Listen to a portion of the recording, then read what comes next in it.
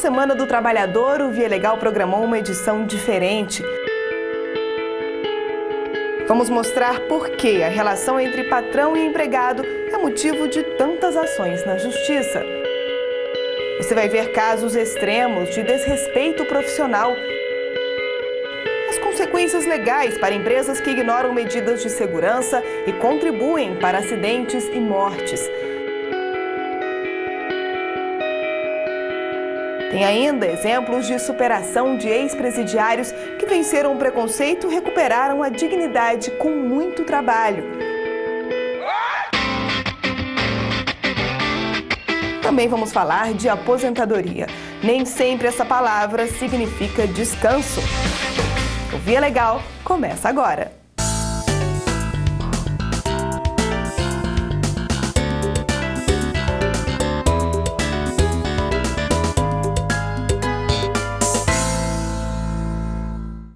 No Brasil, a estimativa é que cerca de 20 mil pessoas trabalhem em condições semelhantes à escravidão. Combater esse crime é um desafio e tanto para quem precisa vencer o abuso de empresários, a precariedade dos sistemas de fiscalização e o silêncio das vítimas. Só no ano passado, 2.700 pessoas foram libertadas de fábricas, carvoarias e lavouras. A prática se repete em todo o país, mas no Nordeste os casos são mais frequentes em grandes engenhos, como comprovou Juliano Domingues. Está nos livros de história. No século XVI, os colonizadores portugueses investiram em um modelo econômico que tinha duas características principais: as grandes plantações de cana-de-açúcar e o trabalho escravo. A estrutura agrária, de produção de grandes latifúndios, extensiva, era um tipo de sistema produtivo que pedia a escravidão enquanto sistema de trabalho.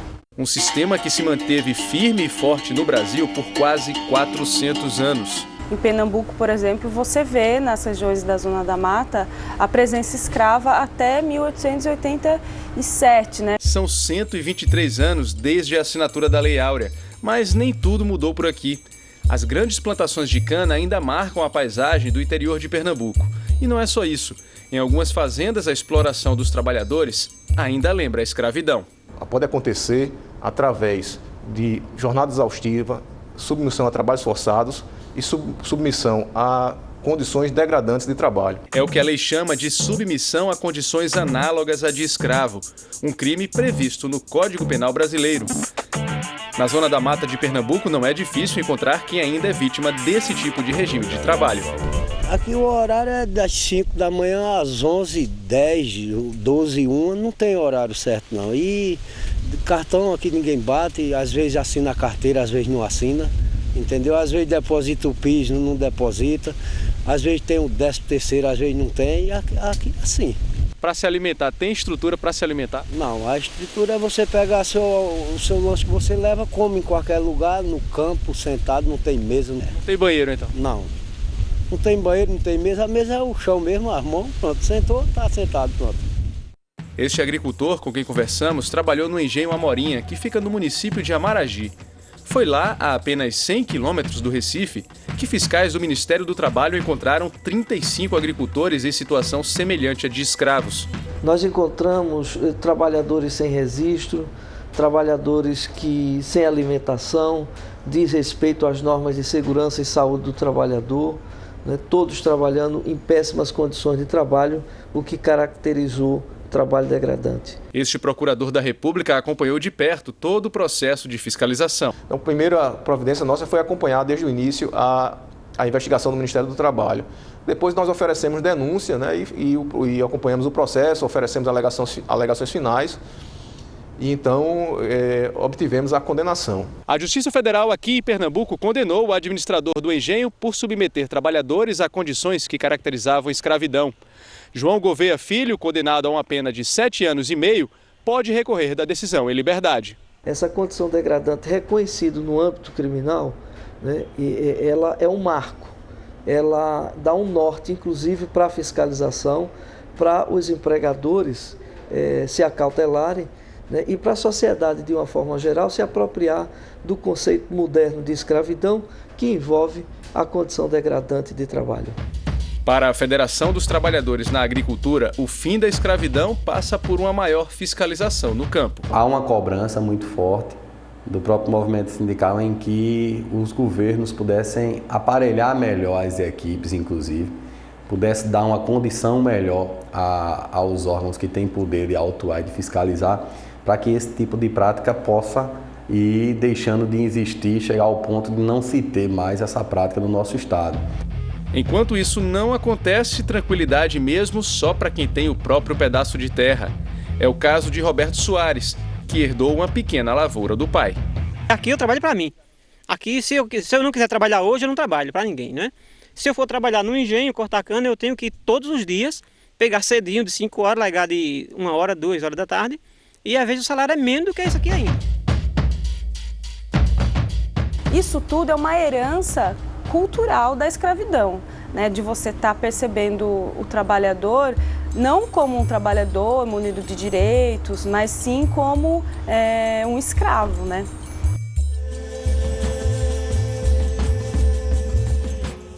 E não é apenas em situações extremas, como essas mostradas na reportagem, que o desrespeito ao trabalhador pode ser caracterizado. Na maioria das vezes, ele aparece em detalhes, como a falta de equipamentos de segurança e até de manutenção de um aparelho. Uma negligência que tem custado caro a quem ignora as regras.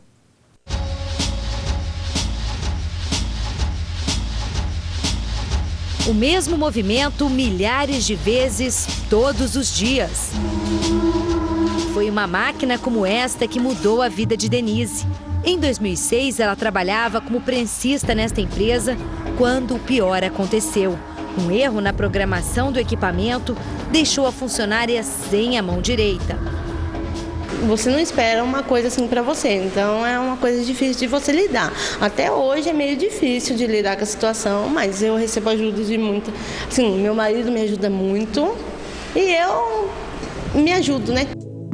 E o que aconteceu com Denise está longe de ser uma fatalidade. Dados do governo federal mostram que todos os anos são registrados 700 mil acidentes de trabalho em todo o país. 41 profissionais são afastados todos os dias. As principais causas são invalidez ou morte. Tragédias que consomem 70 bilhões de reais dos cofres públicos.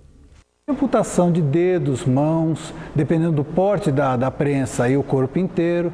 Nós tivemos um acidente na Volkswagen, por exemplo, que a pessoa apertou o botão de emergência no cavalete, dando a condição de segurança para poder entrar na máquina. E quando ele entrou dentro da máquina, os outros companheiros não viram que ele entrou, acionaram o comando de descida na máquina, ela acionou com ele lá dentro. Fiscais do Ministério do Trabalho verificaram que na época do acidente, várias normas de segurança não eram respeitadas. Por isso, os procuradores decidiram levar o caso à Justiça Federal. Foi proposta a chamada ação regressiva.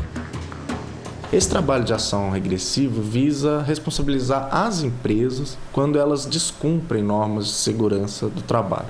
Ou seja, verificado que o acidente ocorreu por negligência da empresa, porque a empresa não adotou normas de segurança previstas na legislação, a empresa então é acionada a indenizar o INSS pelo que o INSS gastou com aquele acidente. A empresa foi condenada a devolver à Previdência cerca de R$340 mil gastos com a funcionária que ficou um bom tempo sem poder trabalhar. Uma decisão diferente, mas que está longe de ser exceção. Só em Campinas, no interior de São Paulo, nos últimos 2 anos foram 33 ações com o mesmo objetivo: ressarcir os cofres públicos. A ideia é que o governo recupere todo o dinheiro gasto com trabalhadores que ficaram parados por causa de acidentes.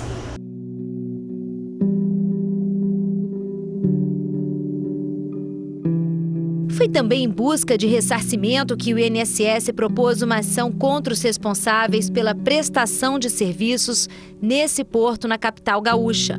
Uma história que começou há quase 15 anos, quando Dona Angelita perdeu o marido num acidente de trabalho. José Lindomar, que era estivador, tentava consertar o guindaste quando foi arremessado. Ele morreu na hora. Já fazia horas, já que a coisa estava dando problema. Ela parava, ela começava, daqui a pouco ela trancava. Daí tinha que ir lá até dar uma batida na máquina essa mesmo, para ver se ela voltava a funcionar. Depois do acidente, a dona de casa e o filho passaram a receber pensão por morte. Uma conta que a Previdência não quer continuar pagando. Além de obrigar os responsáveis pelo acidente a assumir a conta, o INSS defende as ações regressivas como forma de educar os empresários. Na realidade, assim, o objetivo é conscientizar o empregador de que ele tem que adotar esses procedimentos, enfim, cumprir essas normas protetivas à segurança e saúde do trabalhador. O Sindicato dos Estivadores, um dos réus no processo, nega que seja responsável pela tragédia, mas reconhece que é preciso investir na prevenção para evitar novos acidentes. Eu acho que é uma questão que nós temos que trabalhar, que é a prevenção. E o sindicato cada vez mais está interessado nessa prevenção, para que não ocorra mais.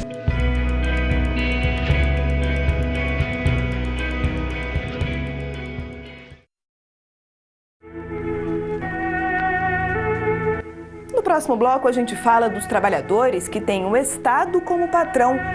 E tem ainda as preocupações com a aposentadoria. Muita gente precisa brigar para garantir condições melhores na hora do descanso. É daqui a pouco.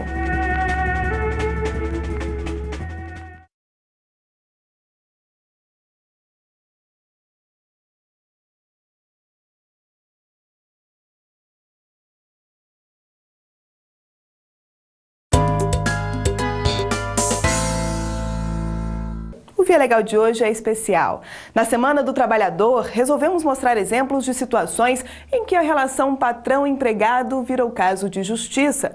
São conflitos que acontecem tanto na iniciativa privada quanto no serviço público, que hoje emprega cerca de 10 milhões de pessoas. No caso desses profissionais, o descumprimento de regras específicas pode ter consequências que vão além da demissão. R$40 mil. Esse é o valor que uma professora da Universidade Federal do Espírito Santo foi condenada a devolver aos cofres públicos.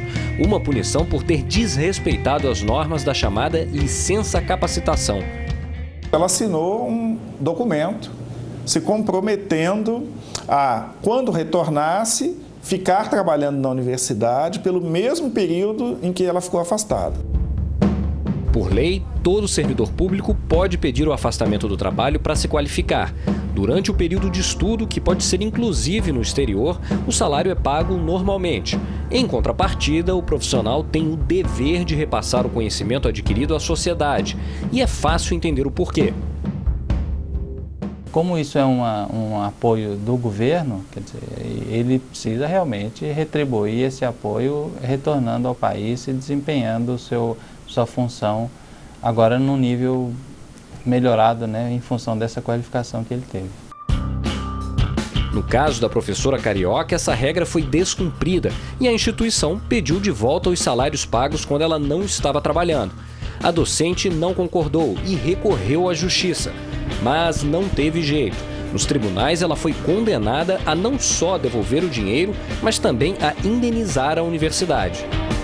O que pode acontecer com um professor contratado pela rede pública que, em vez de estar em sala de aula, trabalha na iniciativa privada?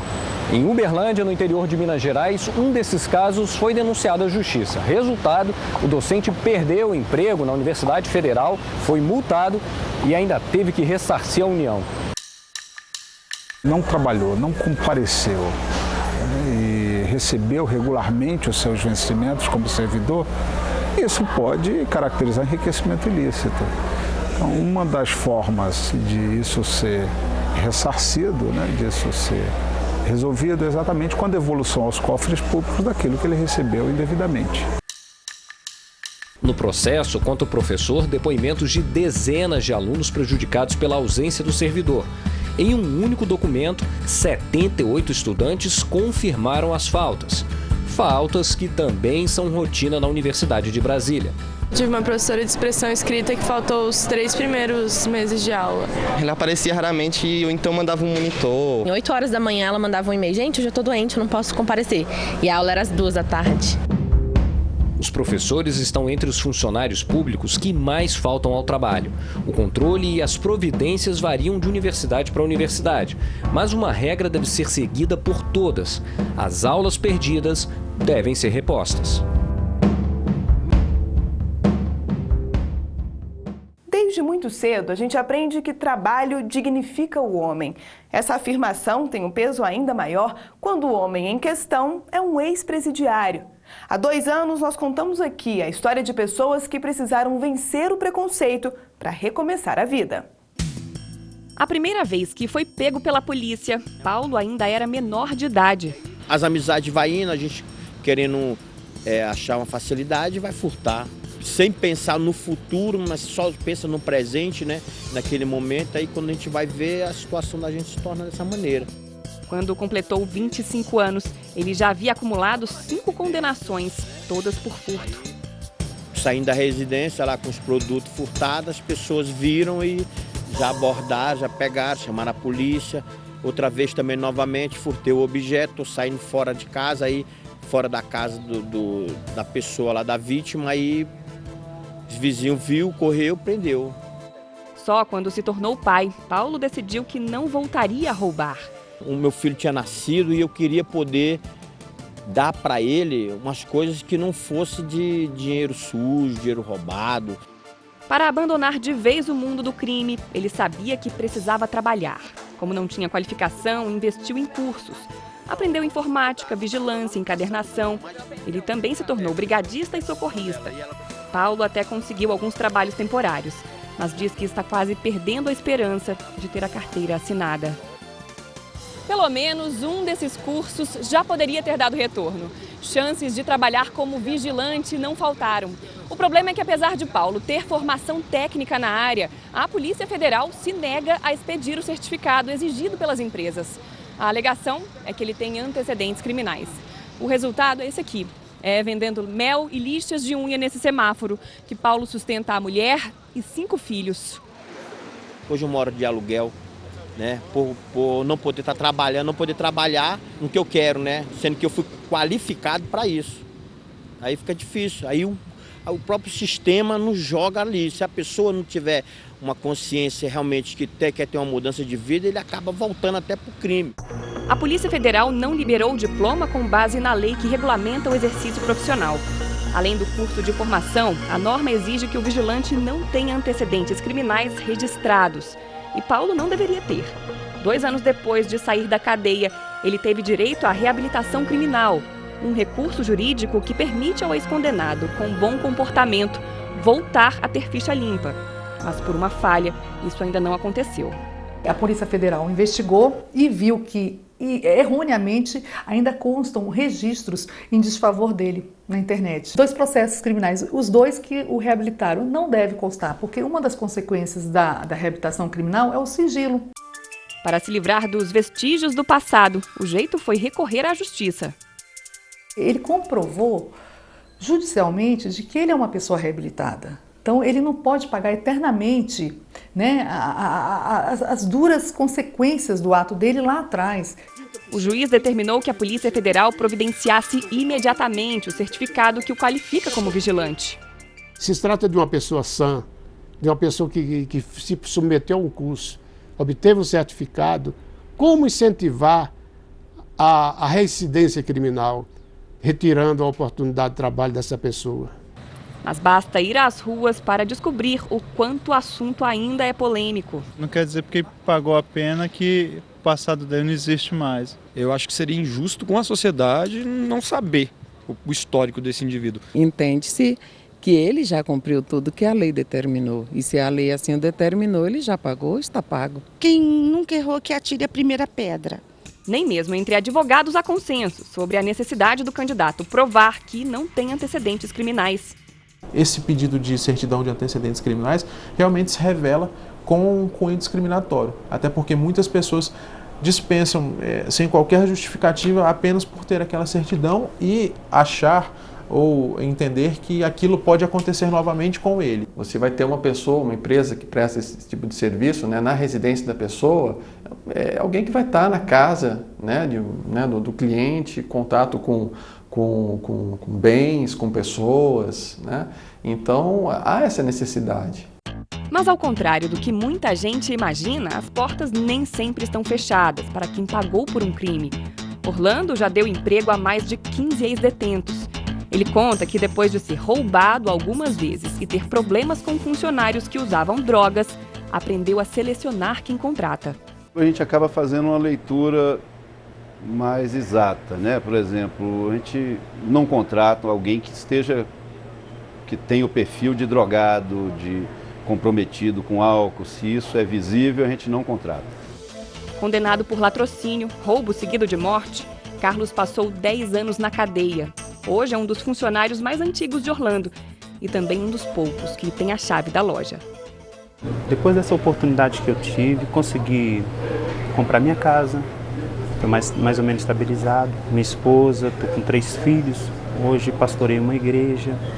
O empresário também é vice-presidente de uma ONG que apoia ex-detentos. Ele não tem dúvidas que é um erro acreditar que quem já cometeu um crime não merece mais confiança. O senso comum diz que tem que morrer, tem que matar. Então está no senso comum, desconhece que cada caso é um caso. Então eu não consigo imaginar que tenha pessoas dentro do sistema que não mereça oportunidade. A justiça, Paulo, já provou que merece. Agora o vendedor conta os dias para receber o certificado de vigilante e provar que, apesar do passado, é sim alguém que merece confiança. Procuro fazer tudo que for para poder ganhar o meu dinheiro honestamente. O que eu quero é simplesmente poder dar talvez umas condições para minha filha vestir bem, se alimentar bem. Viver em paz, tranquilo, dignidade, andar com a cabeça levantada, né, sem acusações, porque o passado ficou para trás, não interessa a ninguém, né? Então, marchar, andar para frente. Cada um de nós, algo de uma criança. Enquanto houver sol, ainda haverá. Enquanto houver sol. Na teoria, as preocupações de um trabalhador deveriam acabar quando chega a hora da aposentadoria. Mas a gente sabe que isso nem sempre acontece. Basta considerar a quantidade de processos denunciando irregularidades e pedindo a revisão desse benefício. A insatisfação é tanta que nos últimos anos, muita gente passou a brigar até para se desaposentar. É cada vez maior o número de trabalhadores que até se aposentam, mas não querem ou não podem pensar em descanso. Com Dona Maria foi assim. Ela passou 7 anos a mais na empresa. Quando finalmente decidiu parar, soube que podia abrir mão do primeiro benefício para conseguir um outro, um pouco melhor. Vai me ajudar muito, de qualquer maneira, nem que seja para comprar uma caixa de remédio, que é mais de R$100, não é verdade? Mas não foi fácil conseguir a desaposentação. Como a possibilidade não está prevista em lei, o pedido foi negado pelo INSS. Para o Instituto, admitir essa mudança significa alterar as bases do sistema previdenciário nacional. No caso de Dona Maria, o jeito foi brigar na justiça. Ela ajuizou o processo trabalhista no ano de 2004. Depois que teve a decisão favorável, ela reclamou essa complementação de verbas salariais na Justiça Federal, com a finalidade de melhorar a aposentadoria. Em todo o país, pedidos semelhantes chegam diariamente à Justiça. A demanda é tanta que o tema foi parar no Supremo Tribunal Federal, onde aguarda a decisão definitiva. Outro assunto que tem levado milhares de brasileiros a enfrentar o INSS nos tribunais é o chamado fator previdenciário. Desde 1999, o governo usa um instrumento para ajustar as contas da Previdência. A reclamação é que, na prática, a medida quase sempre significa uma aposentadoria menor. É drástico, né? Porque você está acostumado com um certo valor mensal, uma renda mensal, e aí você presume que você, depois de se aposentar, você vai conseguir manter, né? Aí você vê que é reduzido, é muito drástico o negócio. O valor fica menor porque o governo aplica uma fórmula que leva em consideração a idade do segurado, o tempo de contribuição e a expectativa de vida. Há pelo menos uma década, o Congresso discute projetos de lei que pedem o fim da correção. Enquanto a legislação não muda, quem está insatisfeito só tem uma alternativa: recorrer à justiça. A aposentadoria você paga sobre um determinado valor, depois quando você vai se aposentar, você ganha bem menos do que você contribuiu. Uma conta injusta. É mais ou menos assim, culpado de quem começou a trabalhar cedo e contribuir cedo. Recorrer à justiça também tem sido o caminho escolhido por profissionais que passam anos trabalhando e contribuindo em dobro, mas que recebem apenas uma aposentadoria. Uma enfermeira do Rio de Janeiro não se conformou. E olha que ela foi acusada de acumular 2 empregos de forma indevida. Um absurdo no entendimento da justiça. Ao longo desse tempo, questionar acerca da compatibilidade dessa carga horária parece absolutamente desnecessário, porque, afinal de contas, ela passou 28 anos trabalhando nos dois e, efetivamente, esse largo espaço de tempo só tem a demonstrar que a compatibilidade, em princípio, ela teria sido eficaz. Com a decisão, a enfermeira se aposentou pela Prefeitura do Rio e também pelo governo federal. É bom lembrar que a legislação só permite que o servidor público acumule 2 cargos se a atividade exercida for nas áreas de educação e saúde. Mesmo assim, é preciso que haja compatibilidade de horário. Cristina, que é enfermeira há quase 30 anos, conhece bem essa rotina. Eu trabalho em 2 locais em turnos de plantões. São plantões de aproximadamente 12 horas, onde eu estou 1 ou 2 vezes, ou até 3 na semana em um local e os demais na outra.